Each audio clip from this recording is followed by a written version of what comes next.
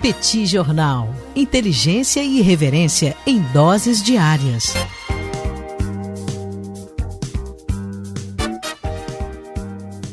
Acabou a novela. Acabou a novela da reforma da Previdência, pelo menos no âmbito da Câmara dos Deputados.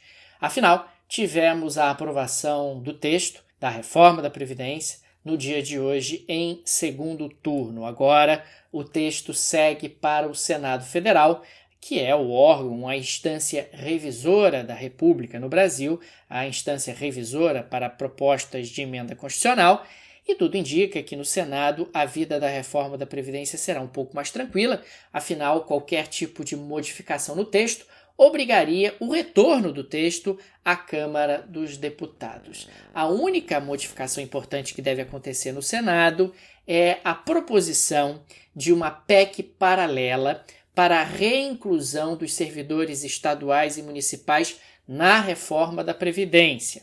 Afinal, os servidores estaduais e municipais foram retirados da reforma pela Câmara dos Deputados. Na prática, apenas este ponto, a reinclusão de estados e municípios, desceria para a Câmara dos Deputados e o restante acabaria sendo promulgado em definitivo. Bom, mas o que sai da Câmara dos Deputados? Qual é o balanço que podemos fazer em relação à reforma da Previdência que foi aprovada? Me parece que a principal consequência, o principal fato a ser destacado é que estamos falando de uma reforma com impacto fiscal bastante representativo.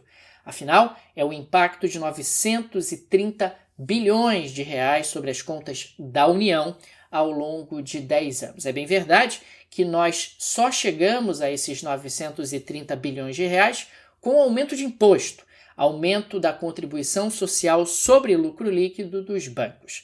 930 bilhões de reais não é 1,2 tri, como havia sido originalmente proposto pelo governo, mas é algo representativo, é algo impactante, é algo que chama a atenção sem dúvida alguma. É claro que 930 bilhões de reais pode parecer muita coisa, mas vale lembrar que só no ano passado o déficit da Previdência foi de 290 bilhões de reais e que esse déficit tem crescido aí ano a ano na casa de 30 bilhões de reais ao ano. No que diz respeito à mudança de regras, sem dúvida alguma, a principal mudança é o estabelecimento de uma idade mínima. O Brasil finalmente passa a ter uma idade mínima para a aposentadoria, o que é uma prática internacional bastante comum, bastante razoável. E idade mínima de aposentadoria é algo que é discutido no Brasil já há bastante tempo. A reforma da Previdência proposta pelo governo Fernando Henrique Cardoso já previa o estabelecimento de uma idade mínima que não passou na Câmara dos Deputados por apenas um voto na época. Então agora passamos a ter uma idade mínima de 65 anos para os homens e 62 anos para as mulheres. Claro que existem aí também regras de transição para quem já está no meio do caminho. Algumas coisas acabaram não sendo aprovadas, algumas mudanças importantes que haviam sido propostas pelo governo, e me parece que a principal delas foi o veto da Câmara dos Deputados ao regime de capitalização. O regime de capitalização que não foi esmiuçado, não foi deixado de forma clara, não foi explicado de forma clara como ele funcionaria, e isso, claro, acabou levando os deputados a considerarem que a sua aprovação seria um cheque em branco ao Executivo, e com isso eles acabaram refutando esta ideia.